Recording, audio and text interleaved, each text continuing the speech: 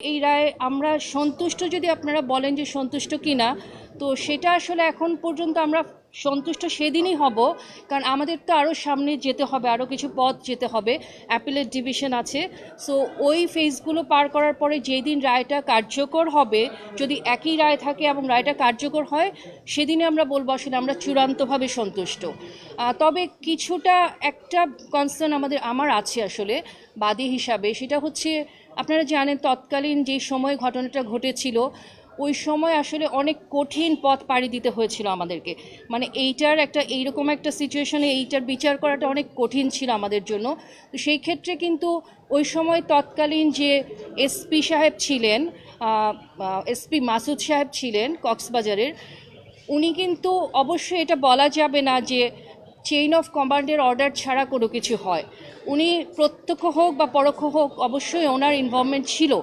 তো আসলে ওনাকে যে আমরা কোনোভাবেই আনতে পারিনি এই জায়গাটায়, মানে বিচারের আওতায়, সেই জায়গাটায় কিন্তু একটা অসন্তুষ্টি রয়েছে আমাদের। ট্রায়াল কোর্টের রায় সম্পূর্ণভাবে বহাল রাখা হয়েছে, কিন্তু রায়ের একটু খুঁত থেকে গেল। এসপি মাসুদ যদি সঠিক দায়িত্ব পালন করতেন, তাহলে সিনাসহ 2 থেকে 300 মানুষের জীবন এইভাবে হানি হতো না। আমরা মনে করি বিচারের এই ক্ষতটি অ্যাপিলেট ডিভিশন টেক কেয়ার করবেন এবং অ্যাপিলেট ডিভিশনে এসপি মাসুদের বিরুদ্ধে যথাযথ প্রসিডিংস জড়ো করে শাস্তির সম্মুখীন করা হবে। আমরা আপাতত সন্তুষ্ট।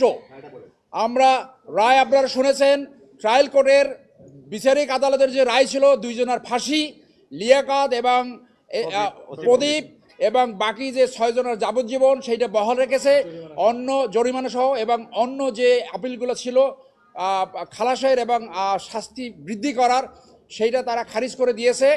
এখন এটা অ্যাজ ইউজুয়াল ডেথ রেফারেন্স হিসেবে অ্যাপিলেট ডিভিশনে যাবে। তারপরে যদি রিভিউ হয়, রিভিউ হবে এবং প্রেসিডেন্ট মার্জনা তারপরে এইটা এক্সিকিউশন কার্যকরী হবে। আমরা আশা করব আপনাদের মাধ্যমে যে এই স্টেপসগুলা দ্রুত নিষ্পত্তি করে দ্রুত রায় কার্যকর করা হবে।